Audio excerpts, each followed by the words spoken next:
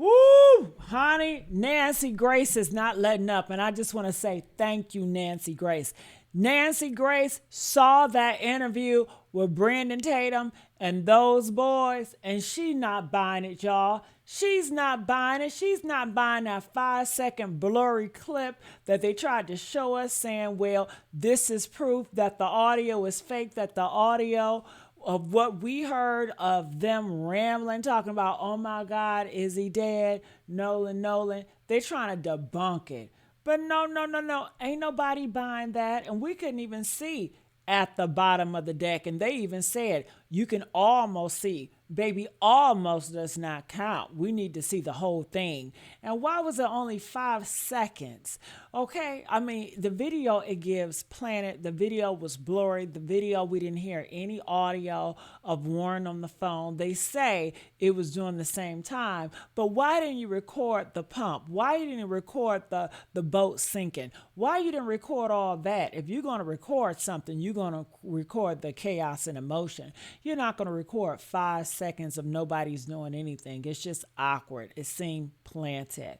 And come from what I'm hearing, they said they transported the body to Bart's boat. That's what I'm hearing, because Bart was the one that unalived him. And then when you looked at the interview, the guy said, well, this person, that person had nothing to do with Nolan's death. Well, who was it? Was it Bart? I mean, you guys knew what was going on, so you're part of the co-conspiracy too. So let's watch this video. Nancy is really taking it there as always. Make sure you guys like, share, and subscribe here. Check it out. Bombshell tonight in the Nolan Wells investigation. A mystery altercation emerges, and not with the guys that took him to the island on the boat. Does this change things? This morning, a friend of Nolan Wells, who was with the 18-year-old the day he was last seen alive, is sharing what he says happened during a July 4th boat trip to an isolated barrier island off the Mississippi Gulf Coast. Trayston Shepard declined to speak with us on camera because he says he and his friends are getting threats. We did no wrong here, and we don't understand how we're getting so much hate behind it. We all cared and loved Nolan, and nobody wanted to see Nolan. July 4th, 2026 began as a holiday trip for 18-year-old Nolan Wells. He traveled with friends to a barrier island along the Mississippi coast, expecting to return home when the day was over. He never did. 2 days later, Nolan's body was recovered. More than a month has passed, yet the official cause and manner of his death remain undetermined. And when an investigation reaches a point where the questions are multiplying faster than the answers, something else tends to move in to fill the silence. Theories, commentary, competing narratives, and claims that can take on a life of their own. The broadcast we're examining is a striking example. It's a Nancy Grace episode centered around what she describes as a mysterious altercation. But before going any further, there's an important distinction to make. This isn't an attempt to tell you what happened to Nolan Wells. The available information does not establish that. At this point, no one outside the investigation can responsibly claim to know the full story. Instead, the focus here is something different. How information moves. Where does a claim begin? Who introduces it? What gets added, removed, emphasized, or repeated as it passes from one source to another? And by the time that information reaches the public, how different can it look from where it started? That becomes especially important when you examine the way this broadcast opens. Listen closely to the order in which the information is presented. The word bombshell appears before the engineering claim is fully explained. The audience is given the emotional label first, and the substance afterward. Well, so before you even know precisely what the information means, you've already been given a signal about how significant you're supposed to believe it is. But almost immediately, there's another message. Grace makes a point of saying that Crime Stories isn't a place for a witch hunt. She says the program isn't there to convict anyone. That's an important principle. And to be fair, she repeats versions of that position throughout the broadcast. So both ideas have to remain on the table. On one side, you have the language of a bombshell. Words designed to signal that something major has just emerged.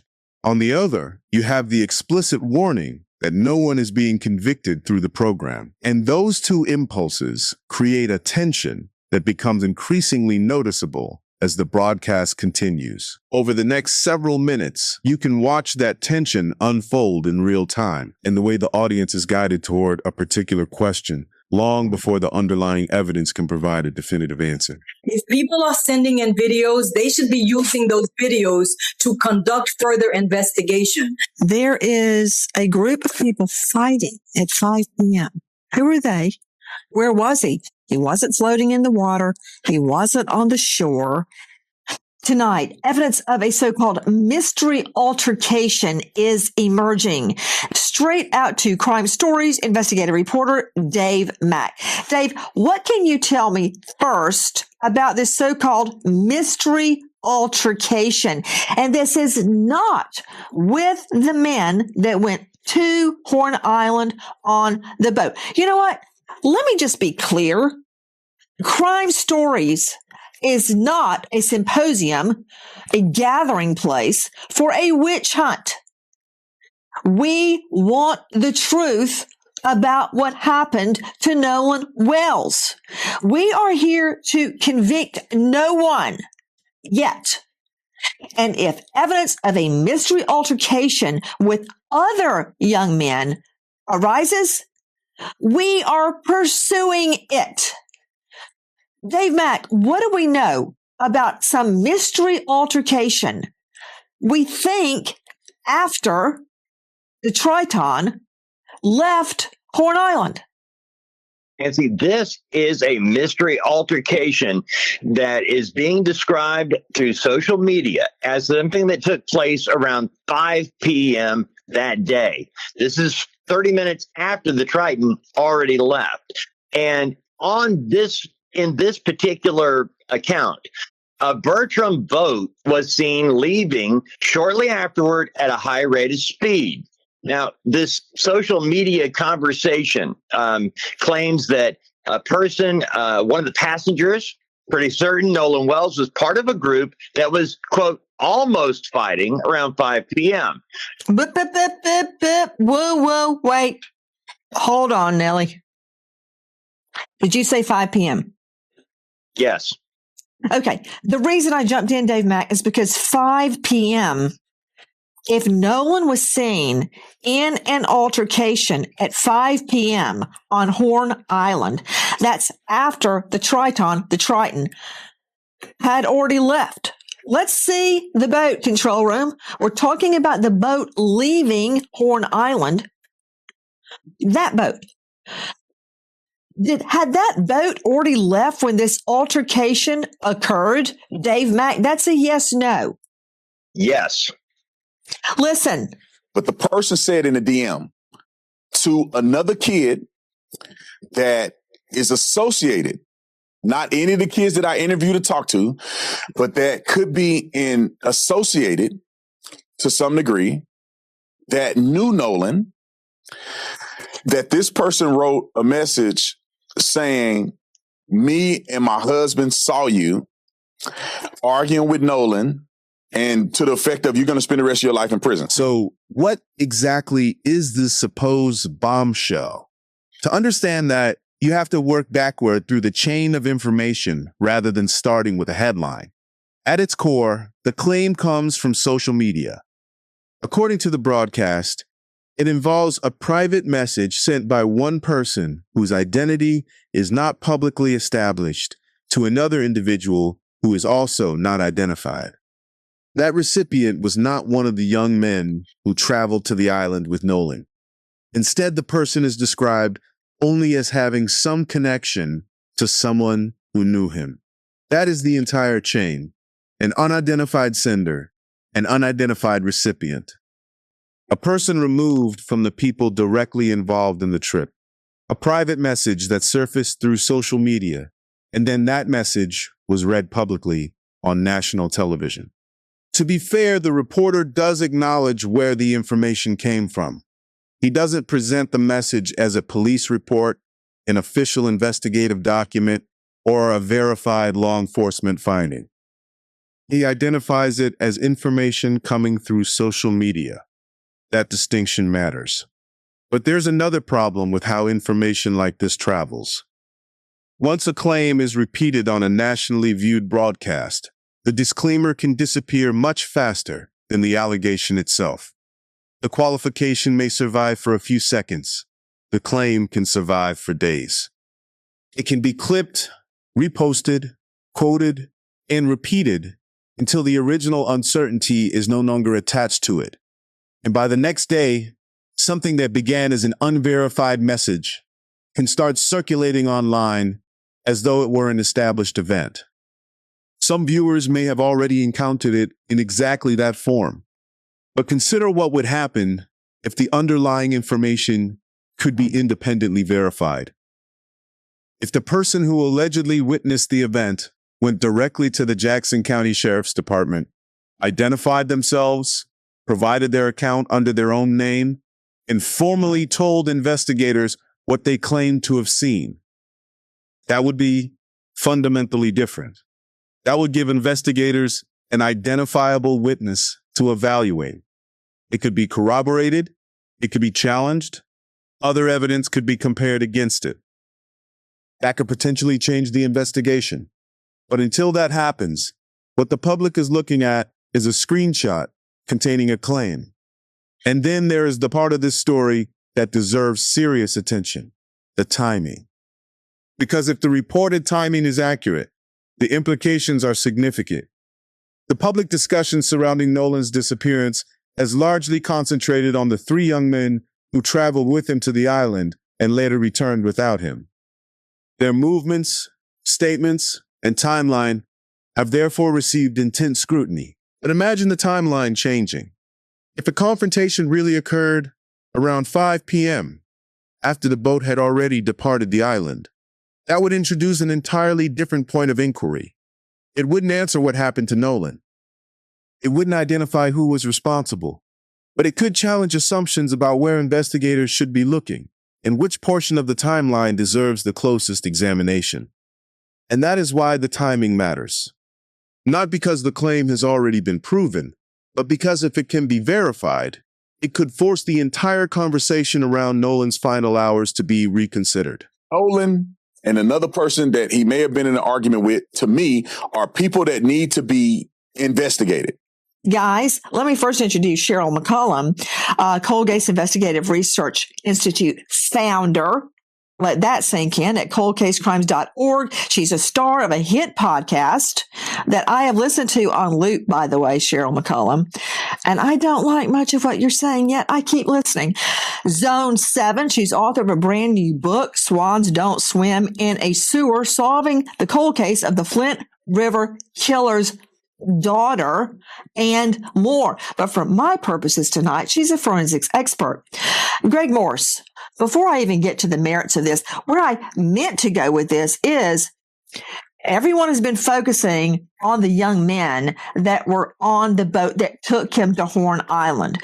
Then we get this audio that we're trying to corroborate, where seemingly in the background, you hear them talking about trying to revive Nolan Wells on the boat. Is that even real? We don't know yet. Or has it been doctored? Trying to find out. I've got experts telling me, renowned experts, by the way, it's real. And renowned experts saying it's not real. It's just like a trial, right? Where it's expert v. expert. Who's telling the truth? Sure.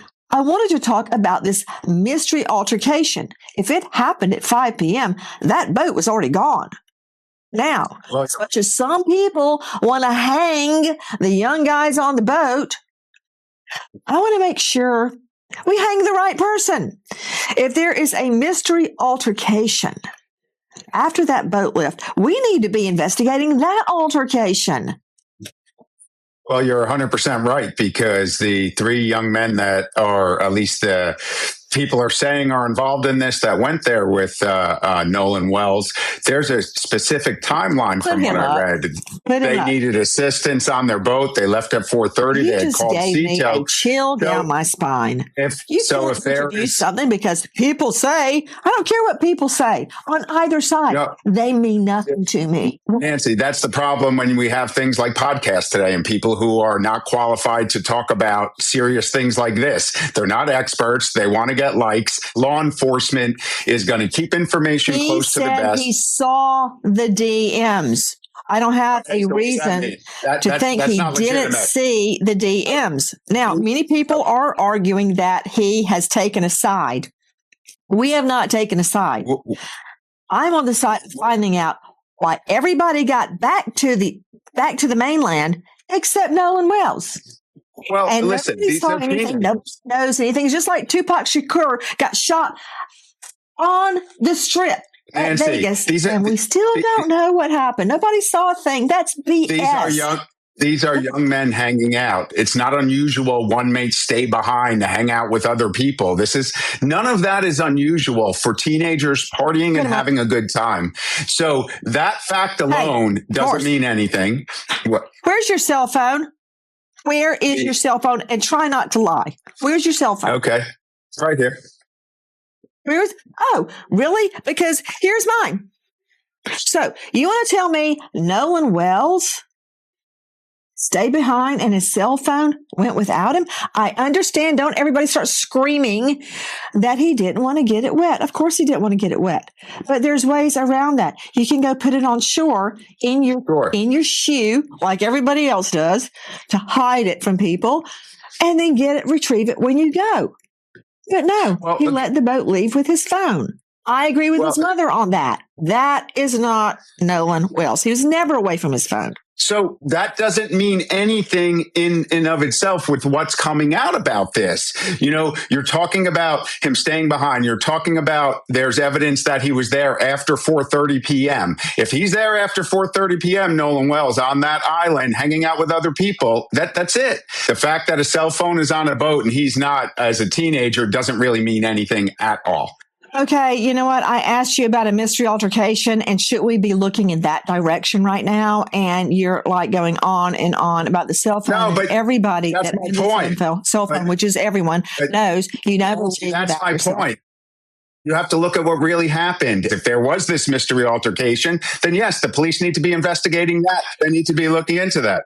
Now place the strongest piece of available evidence beside that claim.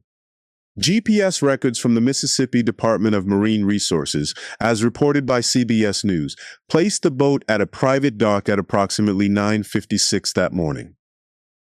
The data then shows it reaching Horn Island around 11:14 a.m., before recording its departure from the island at approximately 4:31 p.m. That information occupies a very different category from a social media message. It isn't an anonymous post. It isn't a private screenshot passed from one person to another. It is location data associated with the vessel, and among all the competing pieces of information surrounding this case, it represents one of the more concrete points in the timeline. There is another important detail. Ben Crump's office has said Nolan was last seen on the island at approximately 3 p.m. Put those two pieces together, and a legitimate question emerges. The boat leaves at 4:31. Nolan was reportedly last seen around 3:00. That creates a period of time that demands closer examination. But here's where the distinction becomes critical. The existence of the gap does not automatically tell us what happened inside it. The GPS can establish where the boat was. A reported sighting can help establish when Nolan was last seen. Neither piece, by itself, explains everything that happened between those points. And that is precisely where the line between documented information and interpretation begins to blur. Because once the known timeline reaches its limit, people naturally start asking what could have happened next. That's where this broadcast becomes particularly interesting. You're about to hear multiple professionals approach that uncertainty from very different directions. Some focus on the possibility that the timeline changes the entire investigation. Others push back against strong conclusions from information that has not been independently established. And that disagreement matters. Because in a case where so much remains unresolved, the question isn't simply what theory sounds most convincing. The harder question is, what can actually be supported by the evidence? Before we continue, if you want more breakdowns where we separate documented facts from claims circulating online, subscribing helps support the channel. Now, let's get back to the broadcast. Let's hear Tatum again. And hey, take it for what it's worth. Try to get the truth out of what we're hearing. Okay? Listen. Nolan and another person that he may have been in an argument with, to me, are people that need to be investigated. With that, I agree with Tatum. As much as we disagree on practically everything else, if this happened, and forget about the girl, I'm talking about the altercation.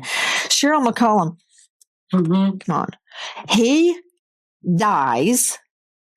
Nobody sees him. The others get back safely.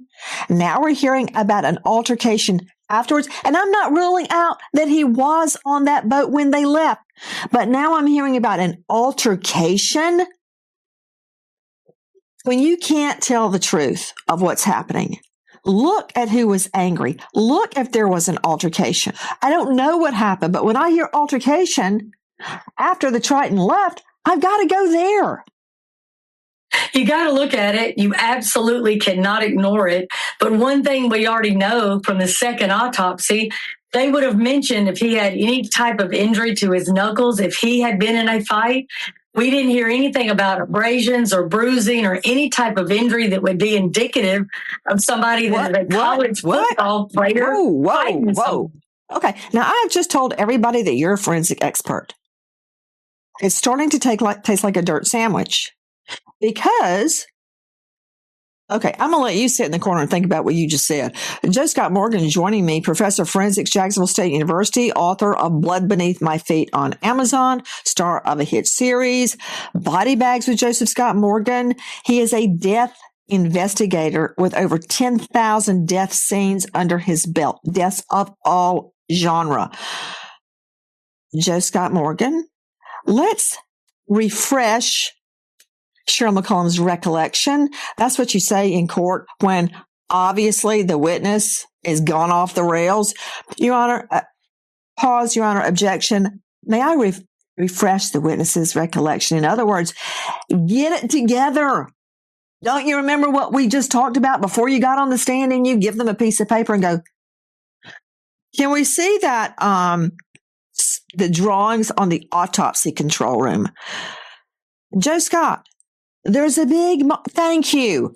There's a big honking mark, subcutaneous, deep reddening tissue on his occipital.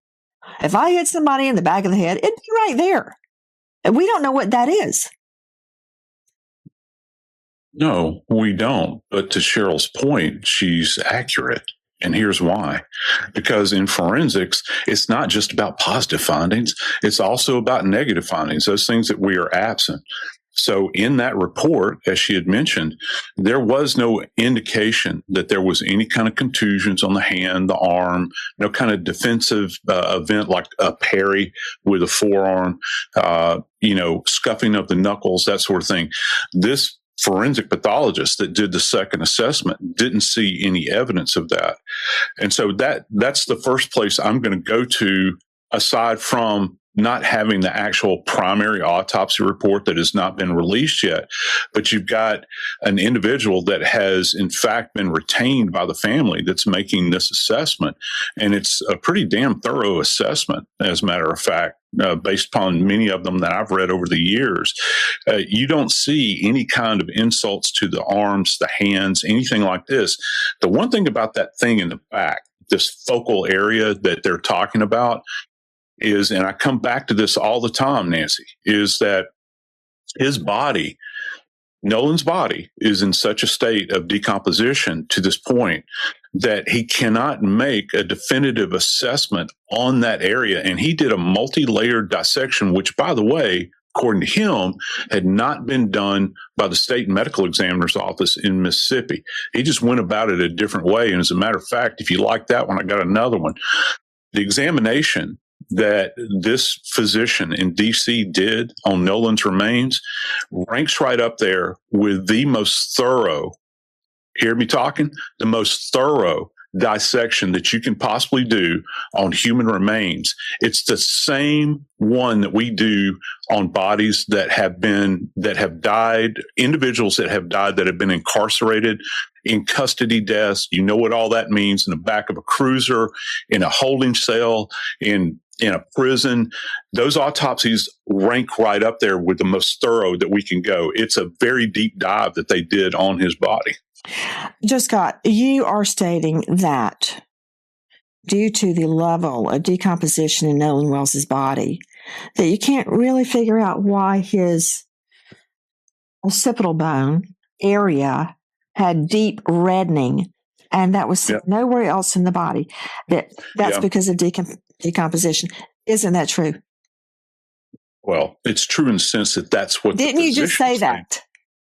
I'm repeating what the physician said in his autopsy report. I didn't do the examination. And that would be a yes. So at that level of decomp that you're claiming could obscure the nature of the deep reddening on his occipital area, but yet on the other side of your mouth, you're claiming that even with this intense decomposition, you didn't see evidence of any reddening on his knuckles or any indication of a fight. So you want it two ways. You want to say, decomp, can't tell what that was on the back of his head, but even though he's highly decomposed, I can tell you, he didn't have any reddening on his knuckles.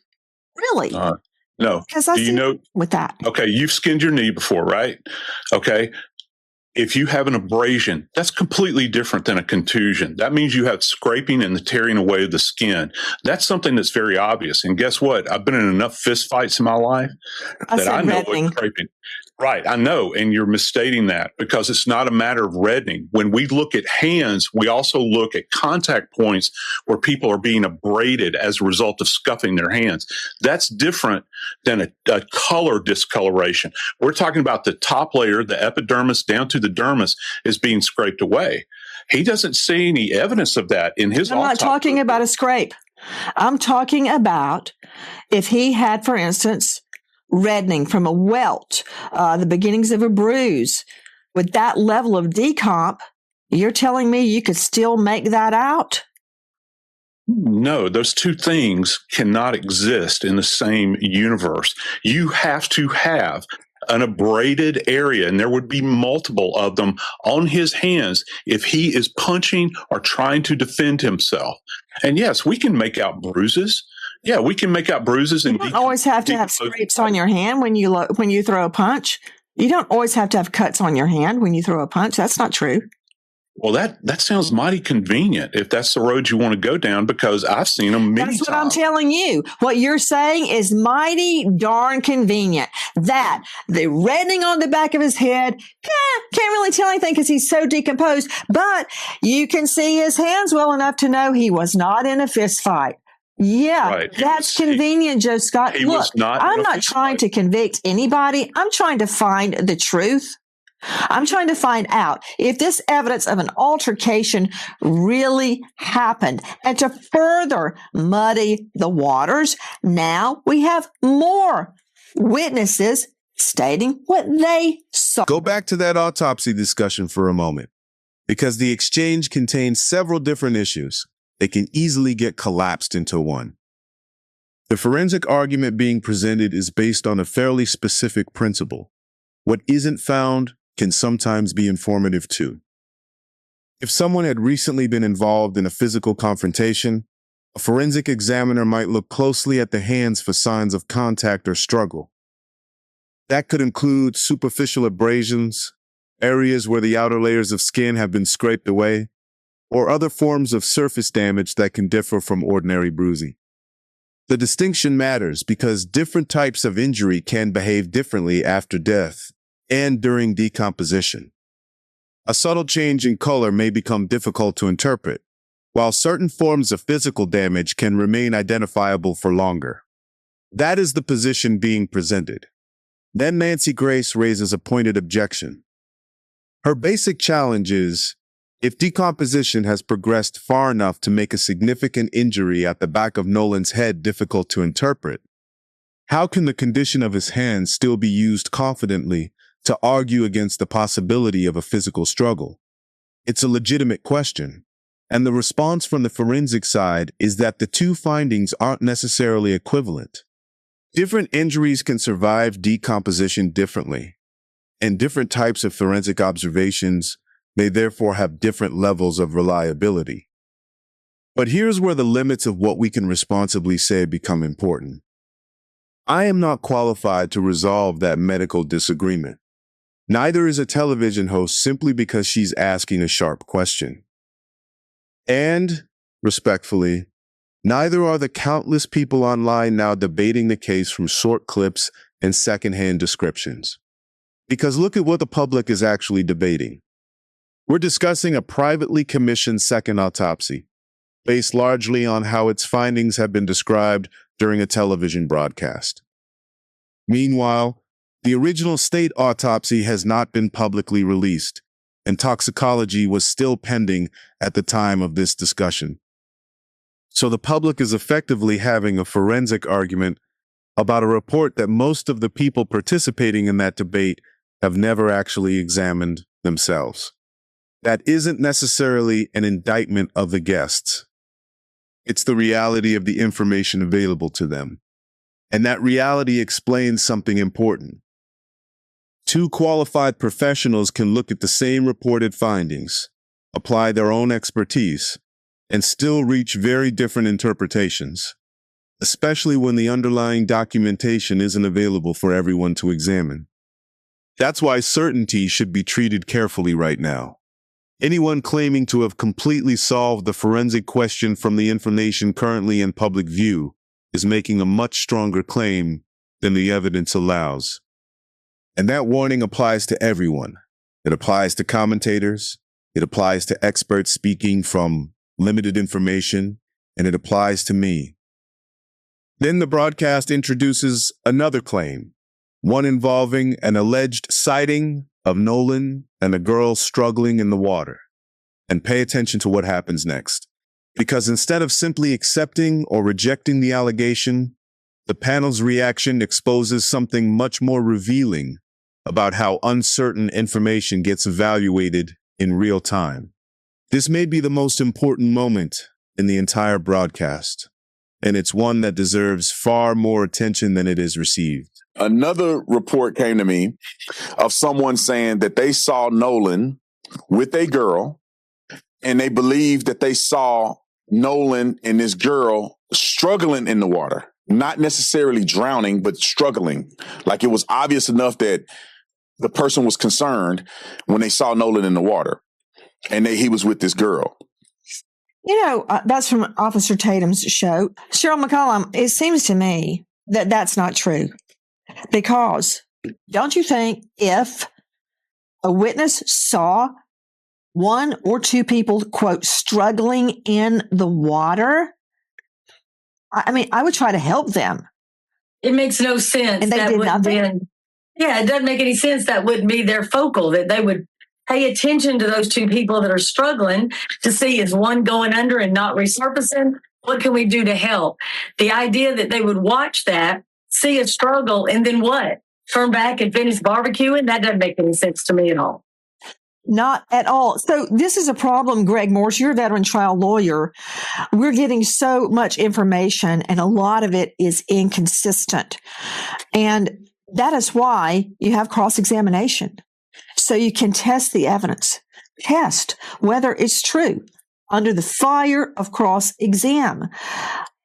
When you have conflicting stories like this, my instinct is to go with the one that makes the most sense. What do you make of these claims that Nolan was struggling in the water? I really believe if he had been, quote, struggling in the water, that either she or her friends would have come forward by now. I mean, what about these guys on the boat that had already left? Don't they want to save them? I mean, well, you're just trying to find out what happened to Nolan. And if this is true, it may place him on the island after they left. Well, that's it.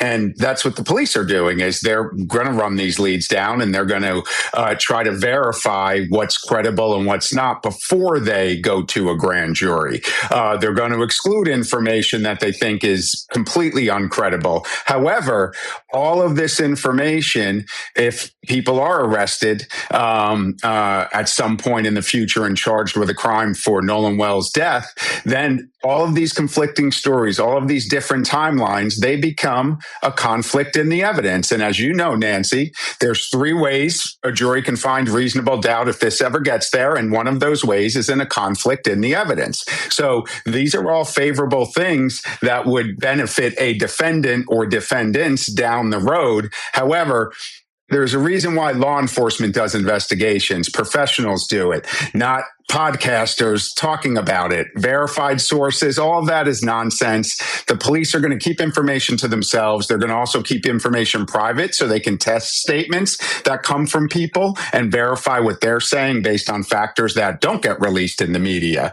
So clearly something happened after 4:30 when the Triton boat apparently left. And all of these things the police will find, they will discover. You know, the police can discover whose phones were active at the time in that whole area if they choose. May not be able to use it in court anymore after the recent Supreme Court decision a few weeks ago on cell site location information. However, it's an investigative tool that they can line up who's there. They can also line these things up by the boats, right? And they're calling CETO and things like that. So these are all things the police are going to verify and shake out what they believe led to this young I can get death. the GPS, Morse. I can get the GPS. I can get the cell phone data. I can get the tracking data. I can tell exactly what time the boat left. But I can tell the truth of that. But I can't tell the truth right now about these conflicting reports. Was he on the boat? His phone was on the boat. That's the whole point. If he's traveling with his phone, then he's on the boat. They're saying, no, he wasn't on the boat. Now this altercation has arisen, evidence of that emerging after the boat left. Who's telling the truth? His mom says, no way would he have let the boat leave without his phone. Okay, that said, the mom is getting death threats. Nolan Wells' mother dealing with not only her son, it's gone, he's dead. The investigation going on. Now she's getting threats. Isn't it true, Susan Hendricks, joining us, investigative journalist, author of Down the Hill, My Descent into the Double Murder in Delphi, that someone actually called for an investigation into Nolan Wells' mother? Isn't she a home health care nurse? She is, and it was an anonymous call saying that she needed to be investigated. To me, it was outright backlash connected to what happened to her son. It's despicable considering everything she's already going through. Anonymous calls to say that she's not up to par and needs to be investigated. It's sickening. The panel applies a very basic question to the alleged water struggle. If someone truly witnessed 2 people fighting in the water, fighting badly enough for the scene to appear dangerous, what would an ordinary person be expected to do? Would they yell for help? Would they point it out to someone nearby? Would they try to intervene? Would they report what they saw afterwards? Those are not forensic questions. They're not legal conclusions. They're simply questions about whether the behavior described in a story makes sense when compared with how people generally respond to something they believe is an emergency. And that is a useful test far beyond this particular case. Whenever a dramatic claim appears, ask what behavior it requires you to believe occurred around it. Because over the coming weeks, there will likely be plenty of claims worth examining that way. But there's another detail here that matters just as much: where this particular allegation originated. On the broadcast, it was attributed to another commentator's program, a podcast. It wasn't introduced as information obtained directly from an investigator. It wasn't tied to an official document. It wasn't presented as a statement from a named witness. So follow the chain carefully. A television broadcast is reporting information attributed to a podcast, which was itself reporting an anonymous account. With every step, the presentation can sound more authoritative simply because another platform has repeated it. But repetition doesn't create verification. 3 layers of reporting don't automatically turn one unverified account into 3 independent facts. And near the end of the discussion, one guest provides what may be the clearest standard for separating the two. She points to things that can actually be tested: photographs, identified witnesses, independently verifiable timing, vessel movements that can be compared against GPS records, and, most importantly, a person willing to come forward and stand behind their account directly with law enforcement. That final requirement may be the most important one of all, because there is a fundamental difference between saying something anonymously and being willing to identify yourself, speak to investigators, and formally stand behind what you claim happened. The guest making that point is Cheryl McCollum, spelled Sherryl, who is associated with the Cold Case Investigative Research Institute and has a background in crime scene investigation. And the significance of her answer isn't that she solved the case. She didn't. It's that she redirected the conversation toward evidence that can actually be checked. There are tools available for doing that. Boats can generate GPS records. Phones can produce location information. Images and videos can contain timestamps and other details that investigators may be able to authenticate. The Jackson County Sheriff's Department has publicly asked people who were on Horn Island that day to provide original, unedited photographs and video. In other words, mechanisms exist for testing at least some of these claims. What remains missing is the verification, a person who can identify themselves, a witness whose account can be independently investigated, original material that can be authenticated, a timeline that can be placed against objective records. And this is where I think the discussion needs to slow down completely, because behind all of these competing claims are real people. Nolan Wells' mother is grieving the loss of her 18-year-old son while also dealing with harassment, according to reporting surrounding the case. The families of the young men who are on the island with Nolan have also described receiving death threats. One father has publicly characterized the number as being in the thousands. At least one person connected to the events of that day has retained legal counsel. And despite the intensity of the public discussion, no one has been charged in connection with Nolan's death. The district attorney has said the investigation will eventually be presented to a grand jury once investigators have completed their work. That is the process. It has not reached that stage yet. So consider what happens when an allegation travels from an anonymous message to a media discussion and then into social media feeds within roughly a day. It doesn't arrive in an empty space. It lands on families who are already living through an unimaginable situation. Nolan's family wants answers. The families of the other young men want answers too.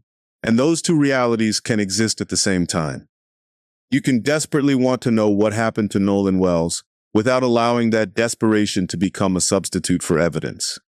You can demand accountability without deciding who is responsible before investigators have finished their work. And you can question an allegation without dismissing the possibility that investigators may eventually prove it. So let's strip the entire discussion back to what can actually be established. Nolan Wells traveled to Horn Island on the morning of July 4th.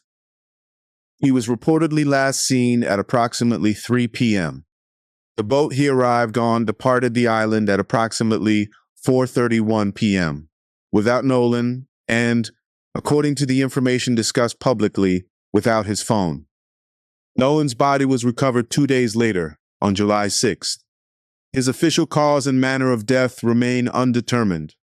The state autopsy has not been publicly released, and toxicology results had not been made public. No charges have been filed. Everything beyond that has to be placed into the appropriate category. The alleged altercation, the reported audio, the claim about a struggle in the water. Those are not established facts. They remain unverified claims, every one of them. There is also a reward available for information that leads to an arrest and conviction, and that reward has reportedly increased beyond the amount referenced during the broadcast. If you have original photographs or video from Horn Island on July 4th, investigators have asked the public to submit that material directly. Bing Crump's team has also maintained a channel for information. The current contact information can be provided alongside this coverage and updated as the investigation develops. And if this breakdown helps separate the documented timeline from the claims surrounding it, tell me what part of the case you think deserves the next examination, because this story is still developing. And Nolan Xavier Wells was 18 years old. Whatever ultimately happened to him, the answer deserves to be one that can survive scrutiny, not simply one that sounds convincing.